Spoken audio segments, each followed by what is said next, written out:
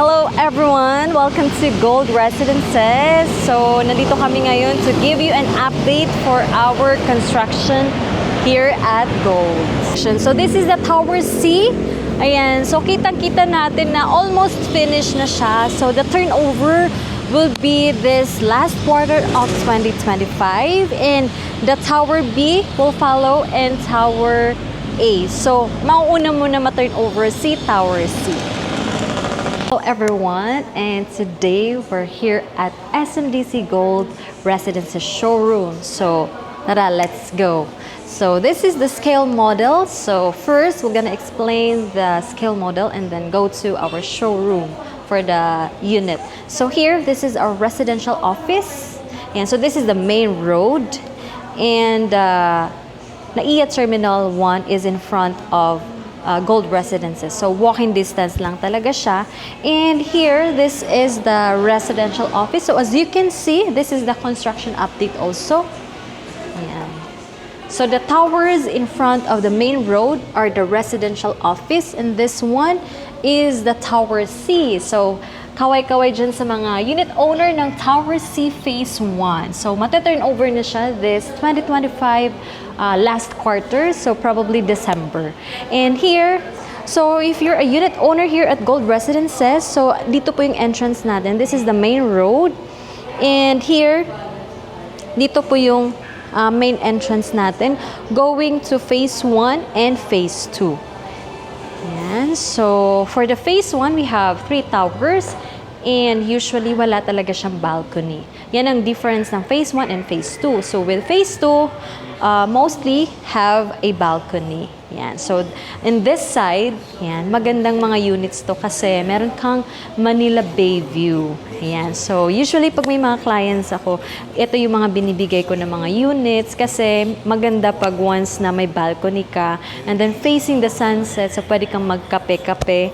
And then, we also have here the Phase 1 sa Tower C and B, maganda rin yung runway natin ng mga units. So, yan yung usually binibigay ko din sa mga clients ko. Runway and facing outside or sunset view. And let's take a look at our upgraded unit for 1 bedroom. So, this is already upgraded. It means na-furnish na siya so that you will have an idea kung paano mo siya i-furnish. But definitely, si Gold Residences is basic finish. So, it means livable na talaga siya. Furnitures and appliances na lang yung kulang. Tara, let's go. So, yan, kompleto na siya. May cabinets, countertop, and then provision for washing machines. Have also here, yan, cabinets. And then, we have here the shower, and then the mirror and the vanity, lavatory, and then we also have here the tiles. Ang ikinaganda dito sa Gold Residences, yung tiles niya up to ceiling. So, very prime yung deliverable ni Gold Residences.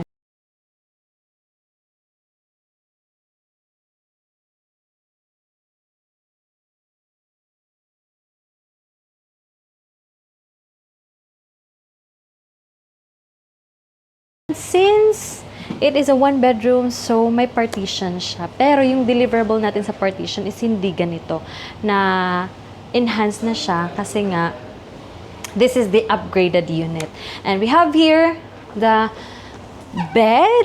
So, tip ko sa mga unit owner na magpa-furnish, you need to invest in a very nice quality na bed. So, this is the queen size.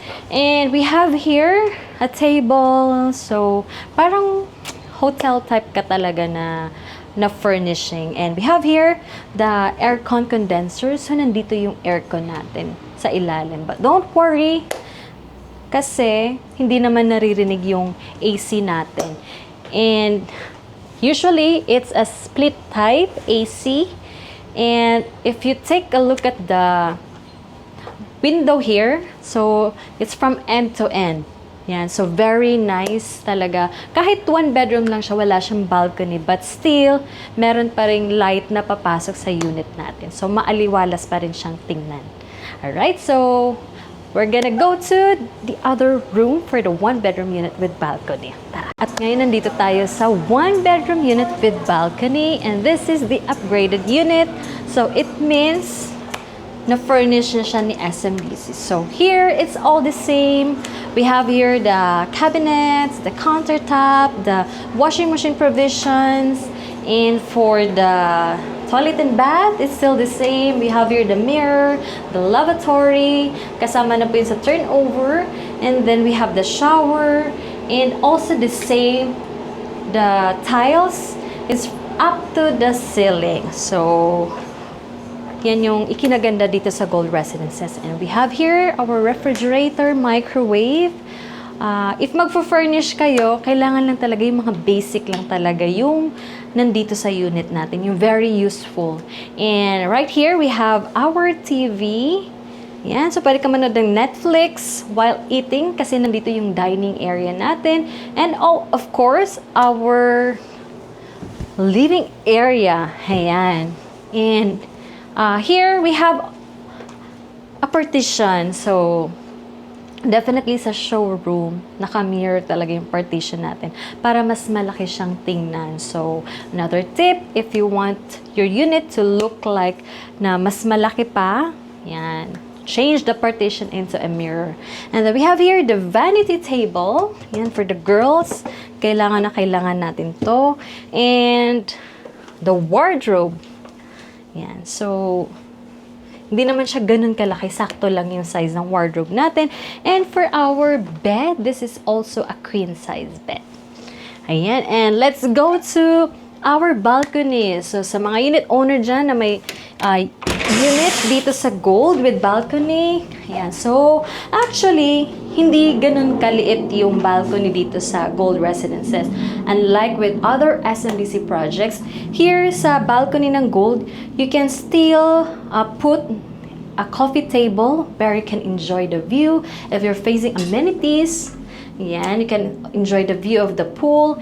And of course, if you're facing outside, facing the sunset, facing the city lights, you can still enjoy kasi pwede ka pang maglagay dito ng table and chairs for coffee. And alright guys, so if you're interested to own a unit here at Gold Residences, it's me again, Shela Butalid from Alpha Homes Realty. We have so many promos in no spot down payments, so message me today.